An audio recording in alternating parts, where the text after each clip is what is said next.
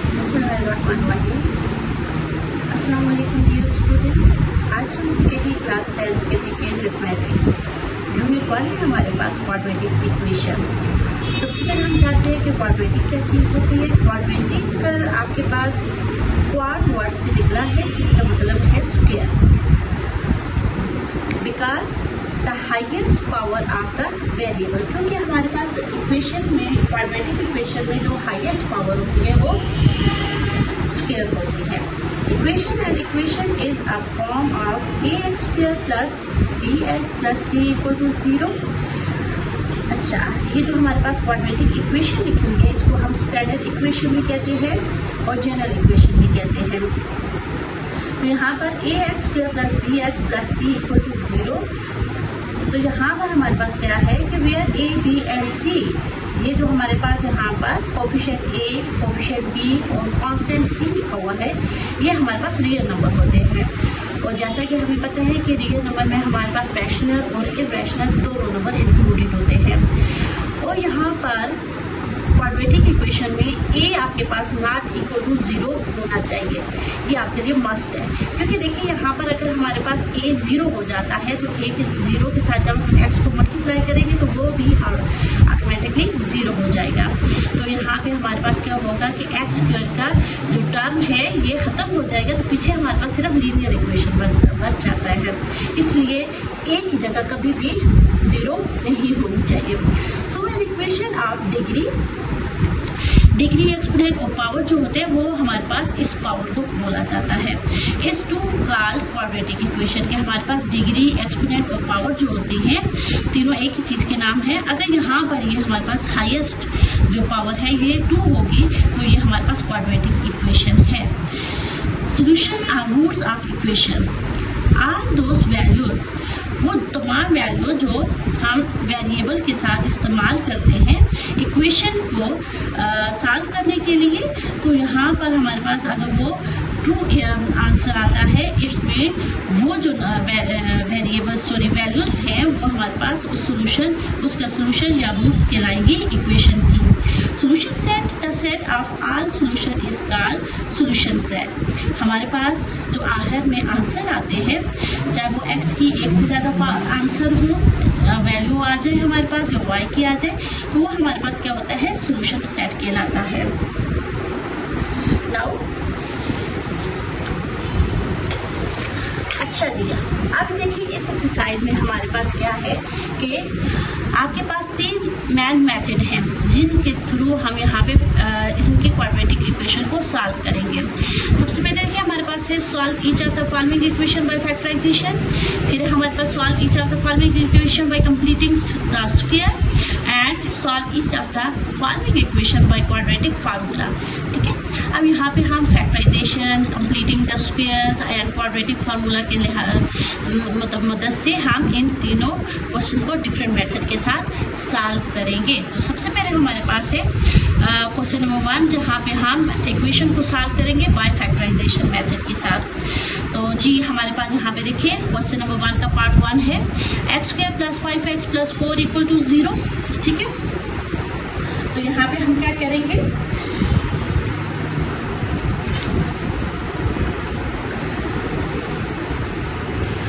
यहाँ पे देखिए हमारे पास है x square plus 5x plus 4 equal to 0 है हमारे पास। ठीक है, तो यहाँ पर हम सबसे पहले इसकी हमारे पास 3 टर्म है, तो 3 टर्म में से मिड टर्म हमारे पास 5x है, तो मिड टर्म हम ब्रेक लेंगे। ठीक है, तो यहाँ पे हम लिखेंगे बाय मिड टर्म ब्रेक। अच्छा जी, अब मिड टर्म ब्रेक इस क्वेश्चन में फैक्टराइजेशन के क्वेश्चन में सबसे मेन स्टेप होता है। ठीक है, अब यहाँ पे इसमें रूल क्या होते हैं हमारे पास, यहाँ पे देखिए रफ वर्क में मैं लिख रही हूँ कि यहाँ पे देखिए आपके पास फर्स्ट टर्म और इसकी लास्ट टर्म तो हमने आपस में क्या करना है मल्टीप्लाई करना है। तो यहाँ पे देखिए प्लस प्लस कुछ साइन ना हो तो प्लस होते हैं, प्लस प्लस प्लस होता है हमारे पास, x स्क्वायर और 4 को मल्टीप्लाई करेंगे तो हमारे पास 4x स्क्वायर आ जाएगा। इट्स इसमें अगर हम मल्टीप्लाई करें तो हमारे पास इन दोनों फर्स्ट और लास्ट टर्म की वैल्यू बराबर आनी चाहिए, लेकिन प्लस माइनस करें तो हमारे पास 5x आना चाहिए। तो उसके लिए यहाँ पे हमारे पास क्या होता है कि हम ऐड करते हैं और मल्टीप्लाई करते हैं वैल्यूज़ को, लेकिन वो बीच वाले जो नंबर होते हैं जिनके थ्रू हमने ब्रेक करनी है टर्म, ठीक है, तो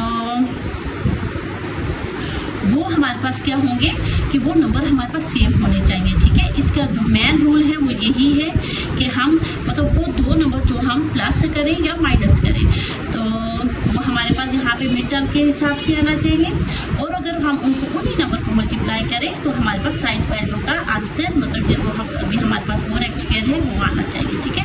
तो इसके लिए ये थोड़ा सा रफ वर्क है हमारे पास, ठीक है।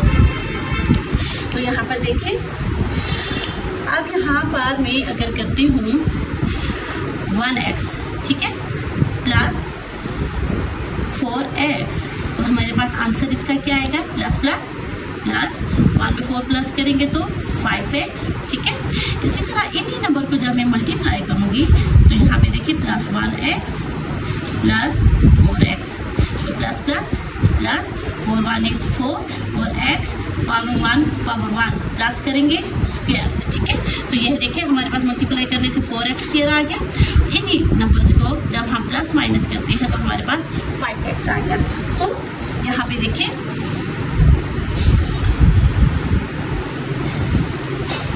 x² प्लस, अब यहाँ पे देखिए 1x मैंने यहाँ पे आपको समझाने के लिए लिखा था, ठीक है।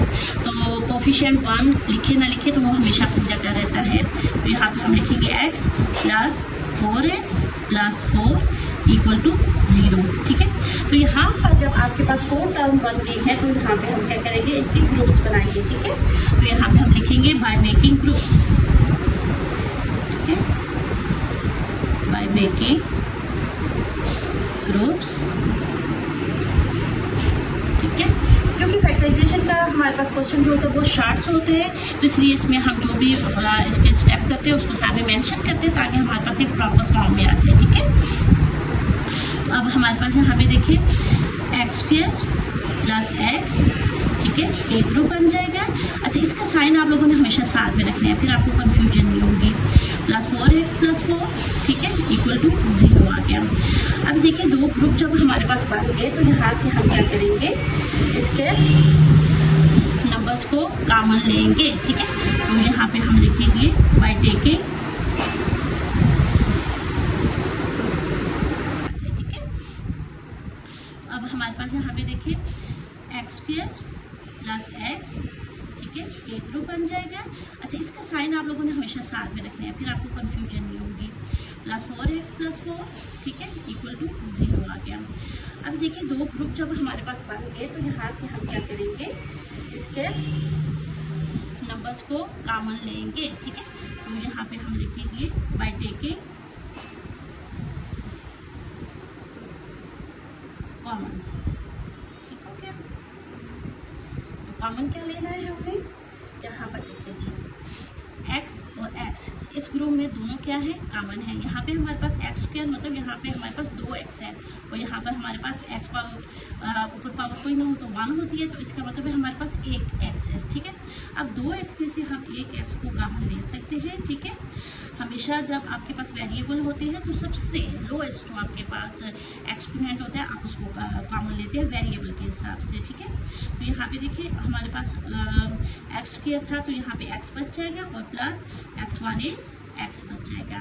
अब यहाँ पर देखिए तो हमारे पास 4x प्लस 4 है, मतलब दोनों टर्म में हमारे पास कॉमन क्या है, प्लस 4। तो यहाँ पर देखिए x1 इज 4 1 इज 4 और यहाँ पे x प्लस 4 1 इज 4, ठीक है, इक्वल टू 0। अब यहाँ से हम क्या करेंगे, जो हमने यहाँ पे कॉमन नंबर लिए हैं x प्लस 1 उनको हम पहले मेंशन करेंगे, उसके बाद x प्लस 4 को मेंशन करेंगे, ठीक है, जो हमने जैसे नंबर कॉमन लिए थे। फिर हमारे पास क्या है, इक्वल टू 0, ठीक है। अब यहाँ पे हम क्या करेंगे, इसको भी इक्वल टू 0 करेंगे, इसको भी इक्वल टू 0 करेंगे, तो x plus 1 equal to 0 and x plus 4 equal to 0। तो यहाँ पे देखिए इन क्लास 10 बच्चों को पता होता है कि यहाँ से प्लस है तो साइड हम लेके जाएंगे तो माइनस हो जाएगा, साइन चेंज हो जाता है। x इक्वल टू कॉन्स्टेंट को उस तरफ लेके जाएंगे तो -4। तो यहाँ पे हम इसका क्या करेंगे, सॉल्यूशन सेट लिखेंगे, ठीक है।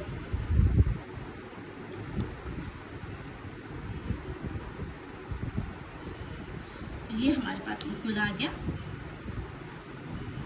अब देखिए सॉल्यूशन सेट के लिए कर्ली ब्रैकेट मस्ट होती है हमारे पास।